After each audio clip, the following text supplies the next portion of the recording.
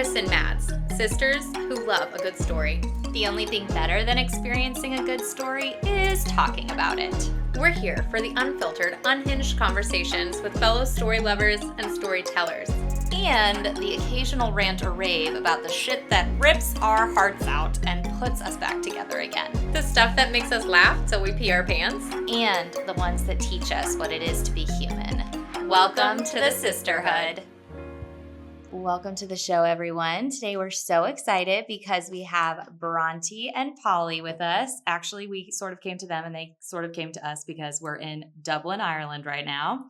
And we put together a little bracket of the female authors in both contemporary romance and fantasy that we all love, but we don't all agree. So we thought it'd be a very fun episode to break down, as we pit certain authors against each other, what our favorite books are of theirs and why we would choose them maybe over another. And of course, none of us agree. So feel free to chime in the comments and let us know whether or not you agree with us or who you agree with. So our first pairing was Ali Hazelwood and Tessa Bailey. And fun fact is, I actually got back into adult reading because of Tessa Bailey, and I don't think anyone would know that. But basically, we all would choose Ali Hazelwood over Tessa Bailey, so I think we should talk about it. So let's start with Polly. Okay, so what is your favorite Ali Hazelwood and what is your favorite Tessa Bailey? And then why would you ultimately choose Ali over Tessa? Over Tessa. So my favorite Ali Hazelwood is Love Theoretically. And my favorite Tessa Bailey, I think, was It Happened One Summer or Hotline and Sinker. I like both of those. But I think I like Ali more than Tessa because I think she talks about like real world issues more than Tessa's romances do. And I think she writes them in like a quite hard-hitting way sometimes. Yeah, I would agree with that. She's a little bit more like, she'll tackle like insecurities, mental health, that kind of thing. And she has quite good representation. Yeah. Okay, Brontey. Favorite book of each? Okay, so I have only read one Tessa Bailey book and I DNF'd it. Oh, which one? It Happened One Summer. Wasn't for me. Didn't get the hype. Have not gone on to read any more since. So it's definitely Ali Hazelwood, but she is one of my favorite romance authors in general. I've read every single one of her books. Only not liked one, which was Bride. Loved the rest. I think my favorite is Love on the Brain because I feel like it has a good balance of humor versus plot, really interesting side characters, and also just like selfishly, the main character has the same illness as me, so it was a little bit more relatable. So she definitely clears the floor for me. Sorry, Tessa. Sorry, Tessa. It is a good time though. Okay, Kristen. Well, Maddie and I basically buddy read for the first time in years. Buddy read Tessa Bailey, like hook, line, and sinker, and I had so much fun reading those. So I remember it very fondly. So I do love Tessa's reading. And I think I would read more of her books. I haven't gone back to it though. Ali, on the other hand, I love that we're representing all of her books because my favorite was The Love Hypothesis. And when I read that, I had no idea. Like it felt so like brain nerdy, but also I just liked that the characters reminded me of people I actually know in real life who are just like intellectual and nerdy. But we don't get a lot of like representation of those people having a love story. I was just so here for him being like her professor. Okay, I know it's bad, but I can't help what I like. Yeah. I think for me, I go with Ali because I prefer her men to Tessa's men. And here's the thing, I admittedly am like a FMC hater. I pretty much don't like women in rom-coms. I don't like how they're written for some reason. So it usually is about the man for me. And I like that Ali's guys are slightly more emotionally intelligent. And I think Tessa leans hard into the like tough egg to crack kind of guy. And so it's always that the girl's the one to like open them up and they're like the strong silent types, or like they're grieving or they're like emotionally stifled or stunted in some way, and then the girl like opens them up, which can be a fun trope. But I just like that Ali's guys it's not as much like that. Like, I think she shows a little bit more range in her guys. Yeah. But I haven't read as much Allie as either, or as any of you guys. It's time to pick them up. Yeah. Well, that was a unanimous decision. And I think our next one is a unanimous decision as well. And then from there, it all falls apart and none of us agree on anything. So I'm glad we started off diplomatically, guys. Yeah. That was very good. Okay, we all agree. Okay, let's do one more that we agree on to soften it. And then we can get into our arguing.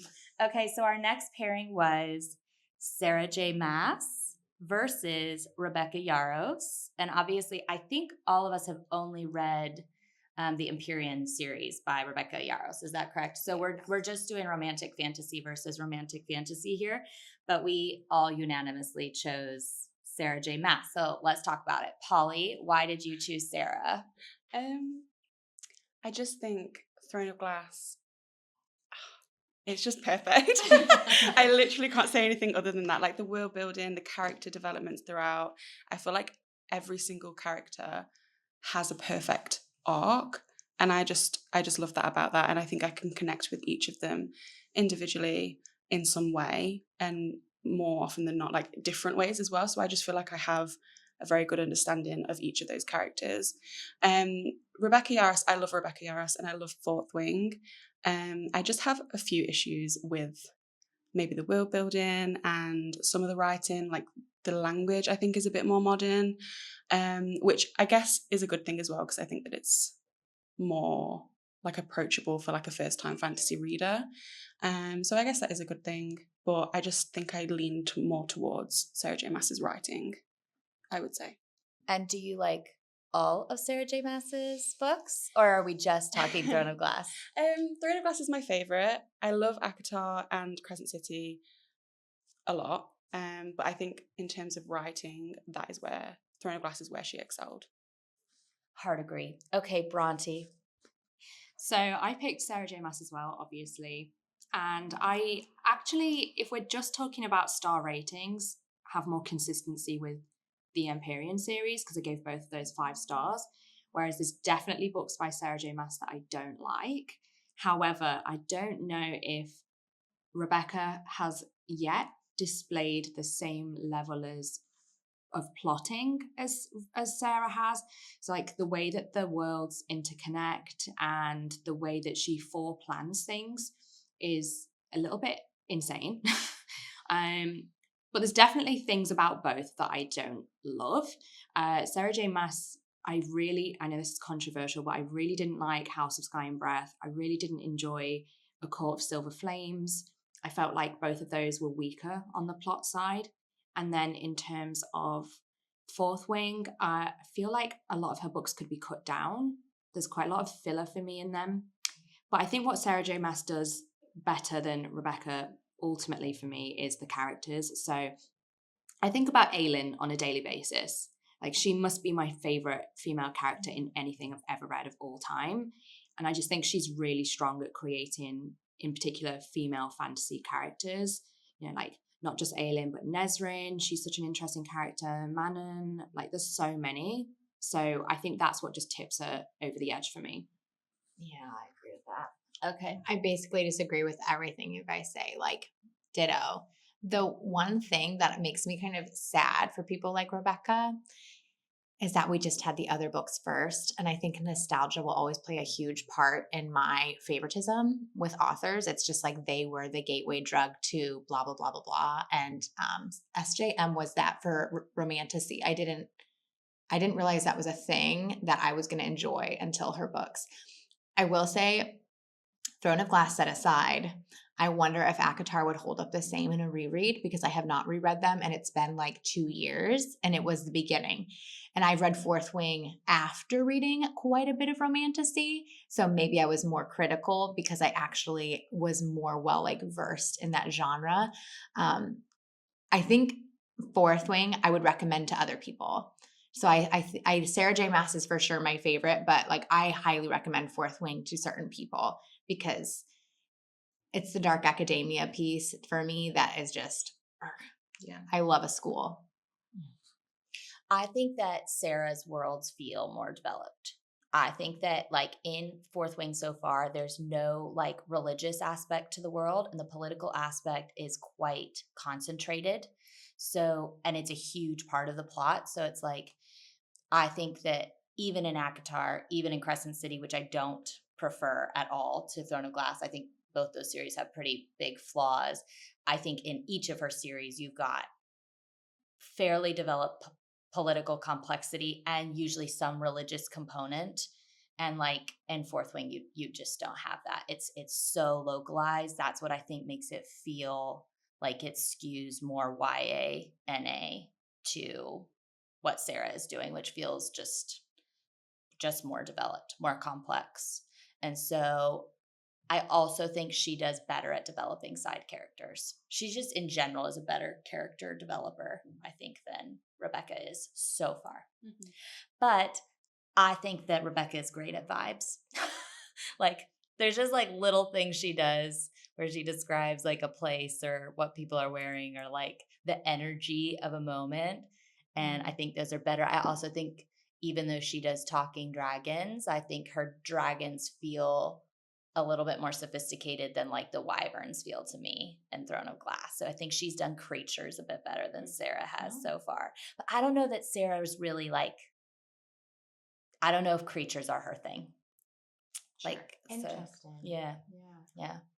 All right, here's where it gets juicy because we're all over the place. We do not agree. So poor Brontey's just left out in the cold on most of these. But we pitted, and this was mean, but we pitted Holly Black against Rebecca Ross. And I think we all like both of those quite a bit. So Polly, you are a Rebecca Ross stan. Tell us why. Divine Rivals was one of my favorite reads of last year. And then I loved Ruthless Vows as well. And then I read A River Enchanted this year too, and then A Fire Endless. And I just think her writing is so beautiful. The way that she describes things, the way that she makes these relationships between her characters it's just so beautiful. And I love Holly Black's writing, and I think she has a very good way of building worlds. But I feel like I like all of Rebecca Ross's of all of her books compared to Holly Black, because I didn't like her Stolen Air series. So I think based on the amount of books that I like Rebecca Ross more, and I would go with her more. But both of their writing is beautiful. Yeah, that's what I would say. Yeah, it was very hard to choose. Yeah. Okay, Brontey, you're going to stand up for Holly for us. Let's do it. Yeah, I'm here to fight Holly's corner. I have things that I like about Holly, and those are the things I don't like about Rebecca. Okay. But I have things that I like about Rebecca, and those are the things I don't like about Holly. So it's quite an interesting one. But so I've picked Holly because The Cruel Prince is one of my all-time favourite young adult series, if not my favourite YA series. I love how much political intrigue she puts. Personally, I'm someone who is happy with a smaller romance subplot. So I didn't go into it expecting like enemies to lovers, crazy like romantasy. And I think that's why I loved it so much. Love the political intrigue. I love the darker fae world. I love the way she writes. I think it's like poetry. It's quite descriptive. But the only thing with Holly is that she does a slow beginning to a series. And it can take a lot of time to get into her works. Stolen Air was a bit slow. The first Cruel Prince book was a bit slow. But I do feel like you get the payoff in the end. Mm. Whereas Rebecca Ross, also love her writing. Like Polly said, think it's beautiful, very descriptive prose. However, every single one of her series that I've read, which I've done the River Enchanted series, Divine Rivals, and I've done book 1 of A Queen Rising, I think it's called. I always love her first book, and I never feel like the second book is as good. So Divine Rivals, I actually wanted to DNF Ruthless Vows. Yeah, it has my least favorite trope in it. I felt like the plot was a repeat of book 1. I didn't feel like the magic and fantasy was as developed as I wanted it to be. And then A Fire Endless was still good. I still really enjoyed it, but it was not as good as book 1. So I would prefer a slow beginning that pays off well to a strong start that peters off. Yeah. So Okay. that's for me why I've picked Holly Black. Intriguing. Kristen? This is so hard because I loved the Cruel Prince trilogy. Like, loved it. I did not move on with the, like, are they novellas? I don't know. It's like And Stolen digging into- Air, the spinoff. Yeah, I didn't, and I didn't feel motivated to do that. So I'm kind of wondering if that, I don't know, if I stepped out of it. I thought The Cruel Prince was so fun. I think that A River Enchanted was just everything for me. So I think that that's actually the book that's what's making me choose her. I thought The Divine Rivals and why can't I think of any words right now? Ruthless Vows. Yeah, those two books, I had a good time, but I would actually choose the Cruel Prince series over those two, but I loved them. I just think I'm realizing it's all about mood for me, and it was giving like the Highlands for me and River Enchanted. So I mean, as much as I love a castle and like kings and queens, I'm just like, oh, put me out in wilderness with like some strapping young gentlemen and some magic. I just think I like Rebecca Ross's vibes a little bit, and the jumpsuits and like Divine Rivals. Like I loved that it was like war. It felt like World War II with magic. Yeah, vibes. I went with Rebecca mostly because I think I prefer. I just prefer more adult writing. I'm not a huge fan of the Divine Rivals series duology. But you haven't read book 2 yet. Yeah, I like can't Obviously, even. I'm not the even motivated to read book 2. But I disagree with you that second book is worse with Rebecca because I think A Fire Endless is like transcendent. Like I thought book 2 of Isles of Cadence was everything. I guess I think that Rebecca feels more. My taste in fantasy is I like fantasy that feels more like historic fiction with like a sprinkle. So I think Holly Black is quite, especially because it's urban fantasy and you go to the Fae world. It is like very creative and very whimsical in some ways, like dark whimsical, which is such a cool mashup. I love The Cruel Prince, but I think especially the Isles of Cadence and even Divine Rivals to an extent feels more like a historic fiction with some magical elements. So it just feels more, her writing feels more grounded to me and a little bit more serious. But I agree. I love The Cruel Prince. So those two are very equally matched for me. But I if I had to choose, I think River Enchanted and Fire Endless just put Rebecca over the top for me. What are those? What's that duology called? Isles of Cadence, I think. Yes. Or Elements of Cadence, maybe Elements of Cadence. Is it just me? But like, I think of a book as like the series is like the name of the first book. And when they come out of nowhere and come up, I'm like, so there's another book name that I have to remember that I never read on a book. Yeah, because Divine Rivals is Letter of Enchantments, right? Letters of Enchantment, I always forget. Yeah. That typewriter, come on. It's a vibey book. Love language is like, oh, that pining in the beginning with the typewriters, I need a typewriter tattoo for this book. I swear to God. I think the reason why I loved Ruthless Vows so much is I know that you said as well, like it felt very repetitive, but I liked that because I felt like, because basically he kind of, was it him that forgets? I like it because I feel like they are falling in love again in the same way, but kind of from his perspective, like through finding out that it's her that's writing the letters compared to her finding out that it's him with the letters. Yeah. I like that symmetry, but yeah, I think that's why I liked the repetitiveness so much. Yeah. It's kind of like getting like a spin-off book that's the exact same thing, like the exact same timeline, but from another perspective, another POV. Yeah, interesting.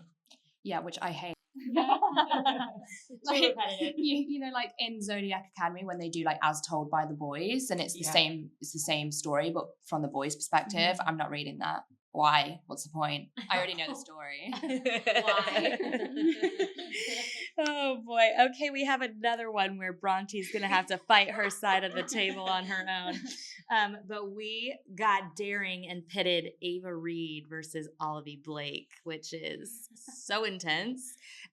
Actually, we'll start with Polly because I think she probably has the most controversial opinion. Okay, Olivie Blake versus Ava Reid. I'm gonna nip this one in the bud and just say neither.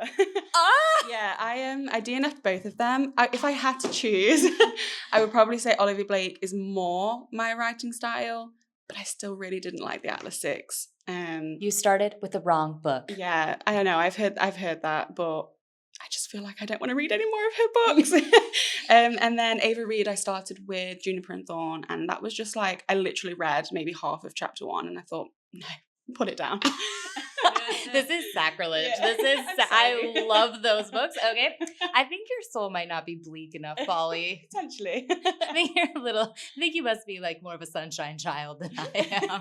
Which is so weird because I love depressing things. But yeah, that was just a no from me.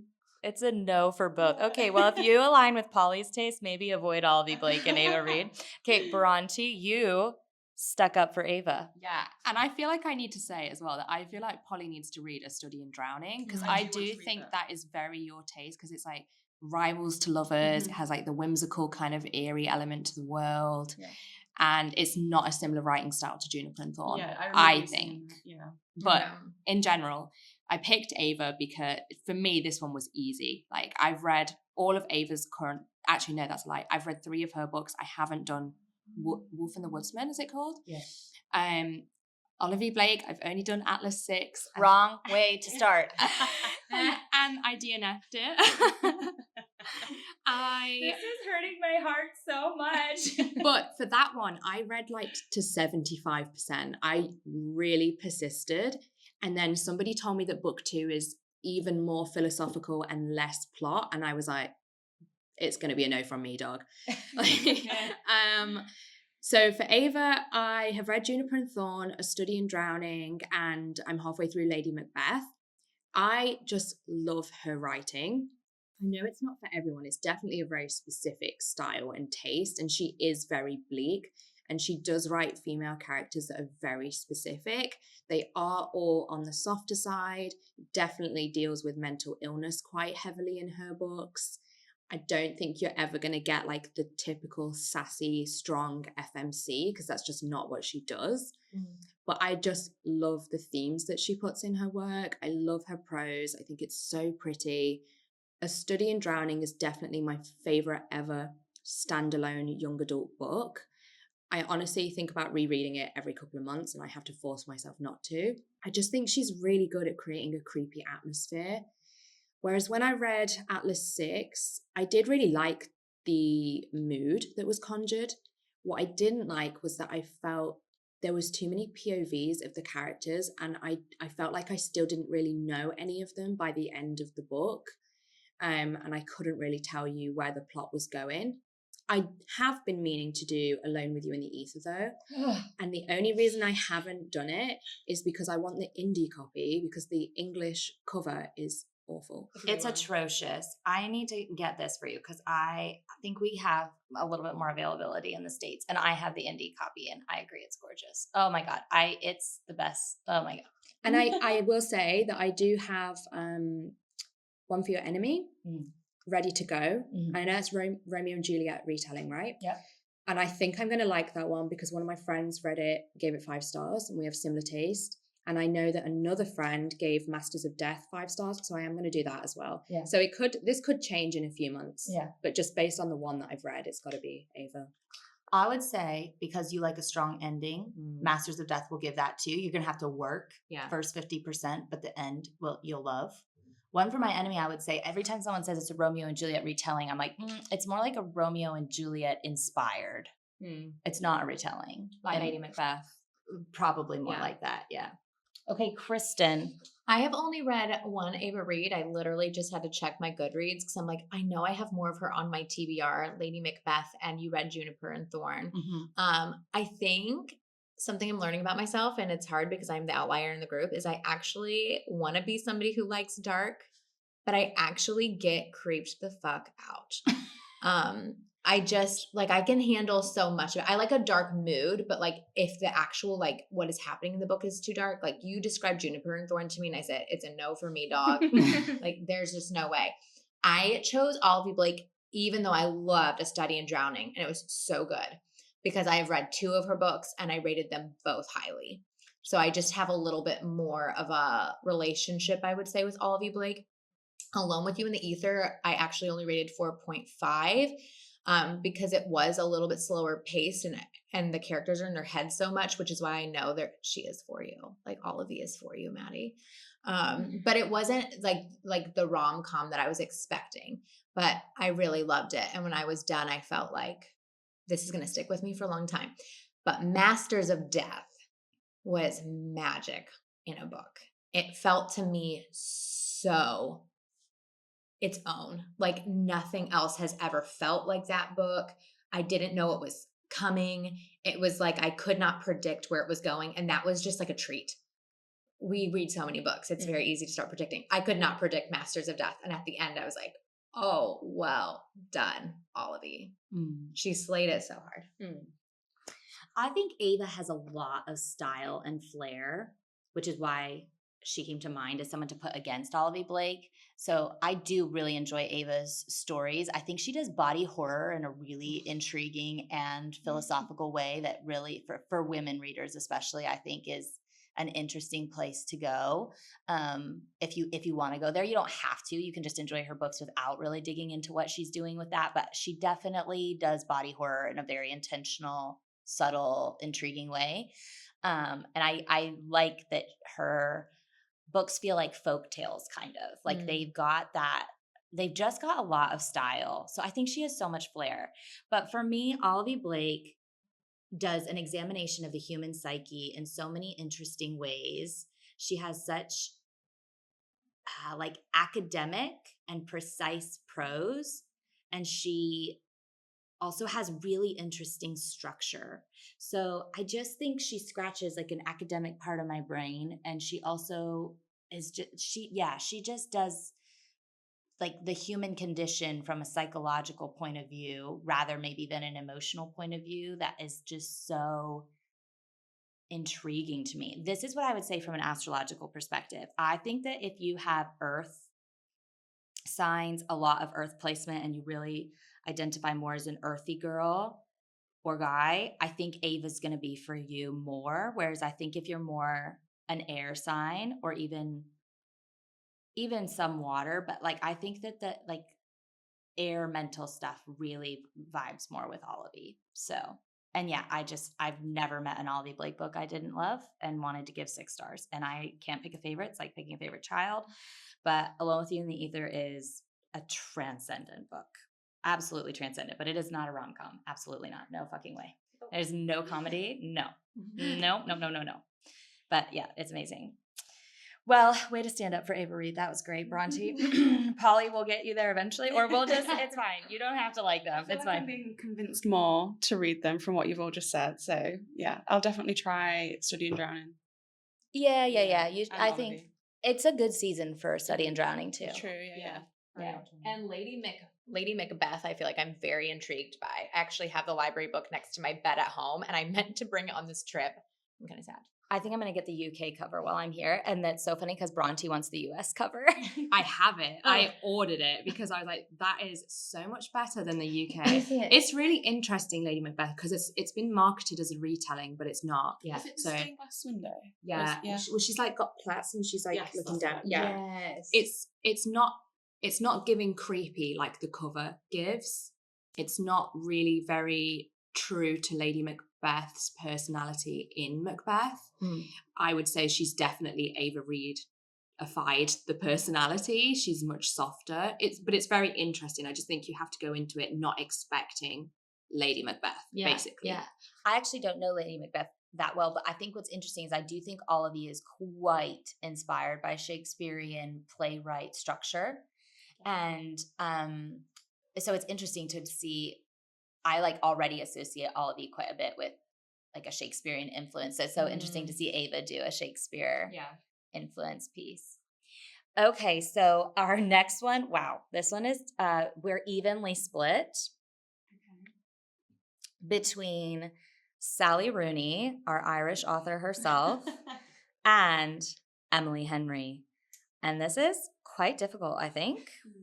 But Polly, explain to us why you went with Emily Henry.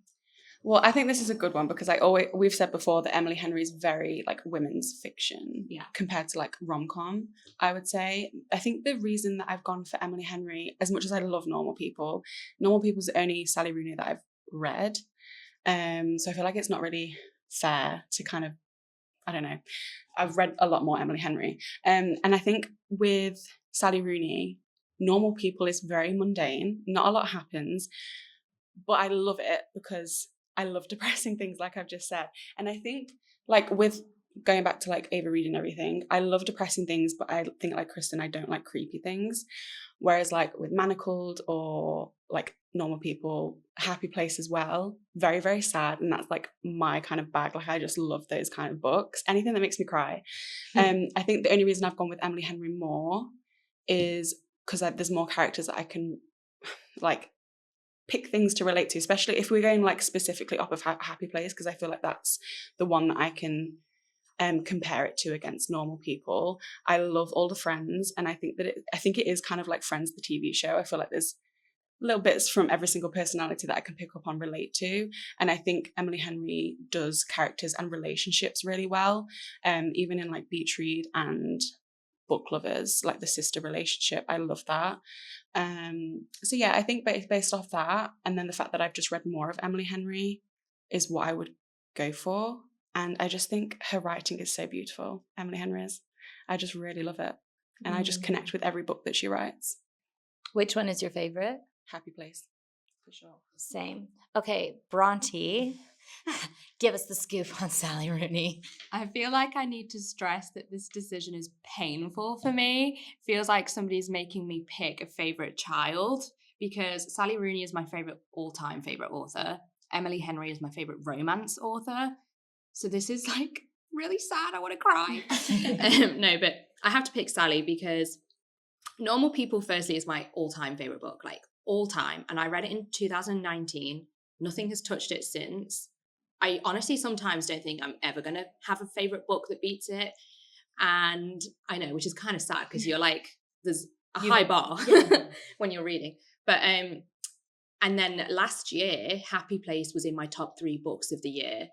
And Beach Read before that was my all-time favorite romance book. So it really is like a really hard decision. But Sally Rooney for me has a really unique writing style that I don't feel like is replicated by any other author. She has such a distinct tone and voice. And maybe that's because I haven't read tons of Irish fiction, and maybe it is something that is common through Irish fiction, but she's really the only one I've explored so far. But she also has like really important themes throughout all of her books. So obviously Normal People is like mental illness, domestic violence. And then in Conversations with Friends, you have women's health. And then in Beautiful World, Where Are You? There's a lot of political and philosophical discussion through the emails between the 2 female leads. And I just enjoy her social commentary so much. I don't know if it's because I'm really interested in politics anyway, and so I just grab onto it. But also just I find that every single one of her books is so relatable. So Normal People, I think that's the beauty of it. It is just so mundane and so normal that everyone can relate to something in it, whether it be the actual relationship themselves or the things that Connor and Marianne go on as independent characters. But then like Conversations with Friends, they're all hideously unlikable, but you still also pick out parts of them that are probably quite relatable. And it's the same with Emily Henry. I do really love her side characters and I do love her romance books, but I just feel they're not quite as well developed. So I love Beach Read. I love Happy Place. Didn't love People We Meet on Vacation. I don't think that one had as much emotional depth. I think that may have been her first published book though, so maybe that's why. Yeah, I think that's her first one over here maybe. But and then her most recent one, Funny Story, I still really enjoyed it, don't get me wrong. I think I gave it 4 stars. Again, I felt like it lacked some emotional depth. I wasn't as heavily invested in the characters or the relationship that developed. So for me, Sally just has that kind of edge that pushes her to like 5-star for me. Mm-hmm.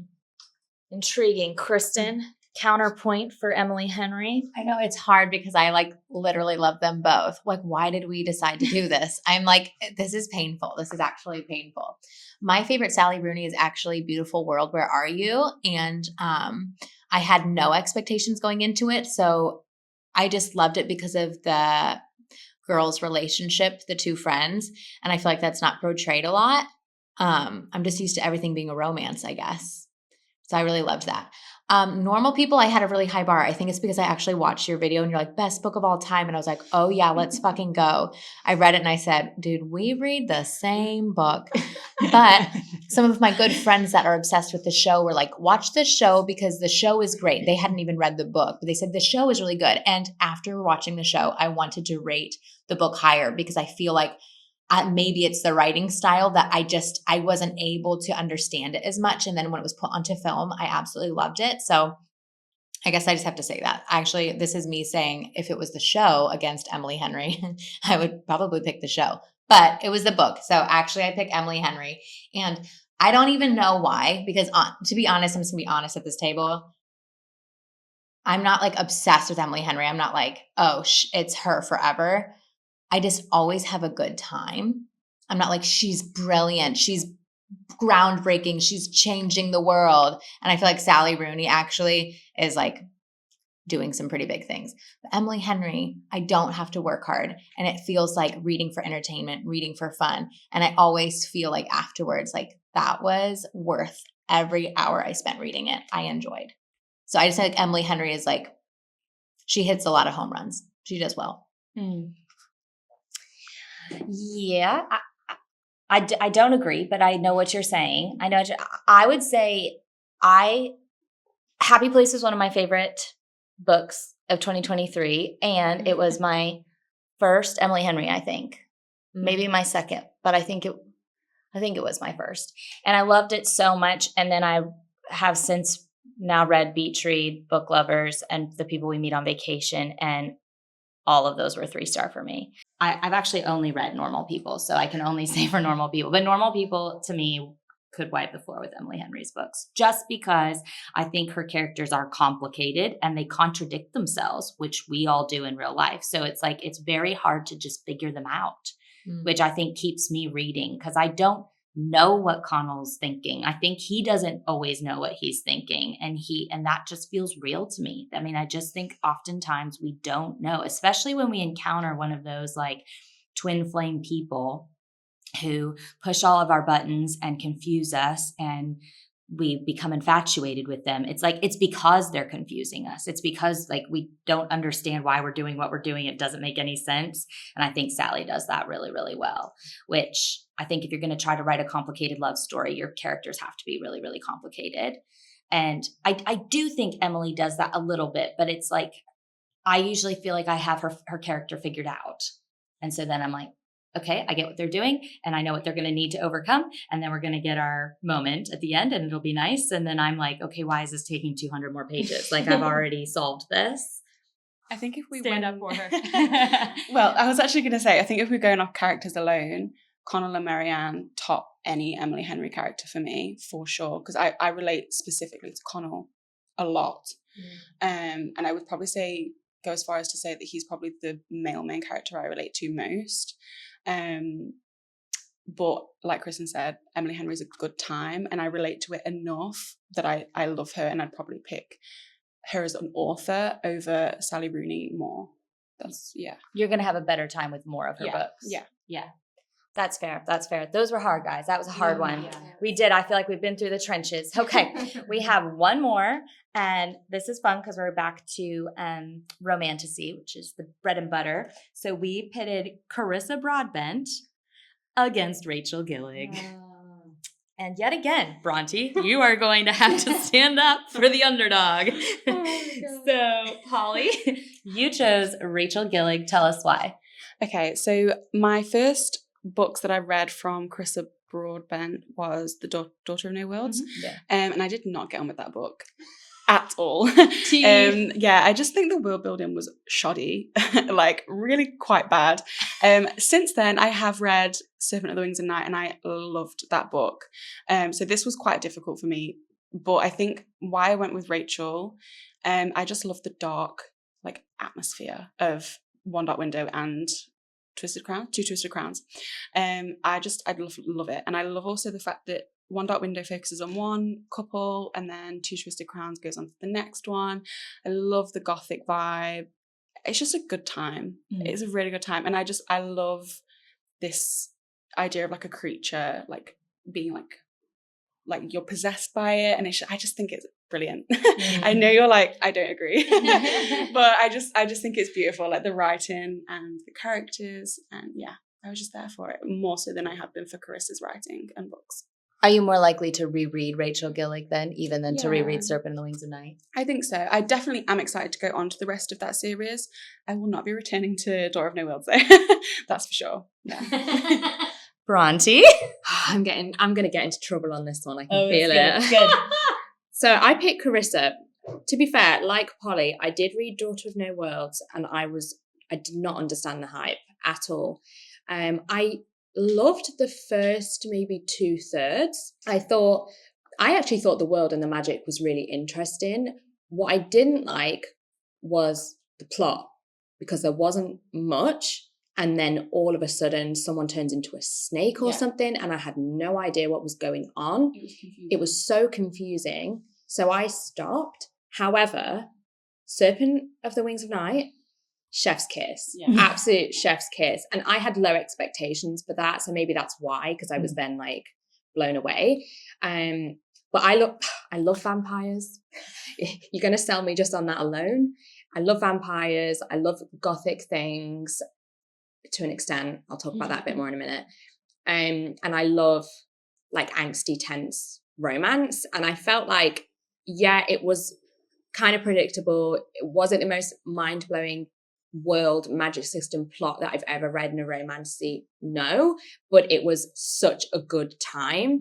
I read it so fast. I flew through it. I loved the banter. I loved the characters. I felt like I had a really good grasp of the world. I could picture it. To me, it felt like watching the Underworld movies. I don't know if you've seen them, but that's the kind of like mood I felt like it was portraying. One Dark Window really hurt my soul, because I felt like it had such potential and it just didn't deliver. And it was on such infuriatingly small things that I feel like people are going to be like, come on. But for me, those are the things that really do affect a rating. So like when I'm reading it and it's Gothic England is what she's trying to portray, and it's like misty forests and Gothic architecture and like woods, and do you know what I mean? And then all of a sudden she's spreading jelly on toast, which is Americanism, modern language. And so it's like pulling me out of the story, and I'm like, hold on a minute, I thought we were in Victorian England. It was just a lot of the world building and language didn't align with what I felt like she was trying to portray. And it really threw me from the story. I also had a really hard time with the female main character. I can't even remember her name. Is it Elspeth? Yeah. I know she's obviously going to be annoying because of the context of the plot. Like she's literally got something inside her head.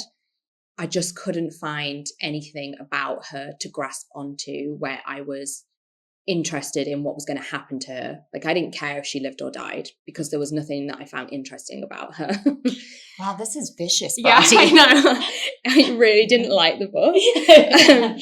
And also going back to Carissa Broadbent, although I didn't continue with Daughter of No Worlds, I have actually thought about it a lot, and I have been thinking of going back to it. And I know a lot of friends, whether it be on Book Talk or in real life, actually love the series, and they have told me as well to persist with it. So I do think I'm going to continue with Daughter of No Worlds, whereas I wouldn't continue with One Dark Window. Okay, that's fair. This is another one of those where it's actually called the War of Lost Hearts trilogy, but people just call it Daughter of No Worlds. But yes. Okay, Kristen. Ugh. I literally hate this. Like hearing you talk about Serpents of the Wings of Night, like I'm back in that cave where she's grinding on him and he's like literally biting his neck, and I was like, I'm weak. I will say Serpent and the Wings of Night, I had a very low bar because Maddie was like, you'll enjoy it, it's fine, but nobody was selling it to me because I'm not actually scrolling on Book Talk. Surprise, surprise. So I just did not know, and I had the best time. The second book, not as much. I thought the first book was so strong. Her like not being a vampire and being surrounded by them and just like making her way was, I'm obsessed with it. But I chose Rachel because I loved both books so much, and they were less romantic than they were romantic, but in a different way, right? Like I feel like Serpent in the Wings of Night is like hot. Like I was like hot and bothered. But the vibes are everything. I don't know what it was about the mist. Like I was picturing the whole thing. It's like it was a mashup of every Jane Austen I've ever seen, but like make it creepy. And I loved that. And I think in the second book, the love story, I needed it in my life. It was a need and it filled it. And now I'm like, I don't ever need it again, but I would reread the Shepherd King duology first, I think. Yeah. So it's hard, but Rachel. Yeah. Reread value, I think, is something that I'm starting to factor into my ratings. Okay, so I did read the full War of Lost Hearts, Daughter of No Worlds trilogy, and then I read Serpent and the Wings of Night. And for me, War of Lost Hearts, when I read it, was a 4. I would go back and probably give it a 3. I think that she had an incredibly meandering plot. I'm thinking she must be like a discovery writer. It was not tight, and her magic system is incredibly soft. Like it sort of seems like it just kind of does whatever she needs it to do at that moment in time. And so the fact that she doesn't have any hard established rules or direction for her book means that like the setting and characters better make up for it. And I'm just not sure they did. However, I think Carissa is very strong thematically. And I think that a lot of what she included, and like the fact that the Max is basically dealing with PTSD, and that Tisana is also dealing with PTSD, but is also working on identity work. And then the 2 characters that get brought in book 2 and then into book 3 are so creative and fascinating. I mean, like Carissa has a wild imagination, and I think she's very grounded and has good themes. So that's what pulled the rating up for me. But just like technical fantasy writing wise, that trilogy was not it. Now, I think she's improved, and I think that's why Serpent in the Wings of Night is quite strong, and I did enjoy it, but ultimately, I don't think it's transcendent. I think Serpent in the Wings of Night is a good time action flick with some good romance. I think it's like tight and clean. It does what it needs to do, but it's like not groundbreaking for me, and I do think that the second book was rough. Just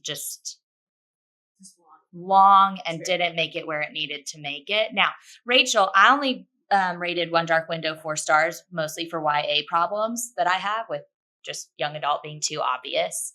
But I do think Two Twisted Crowns was epic. And ultimately, I think that her world and her magic system were so memorable and so fun.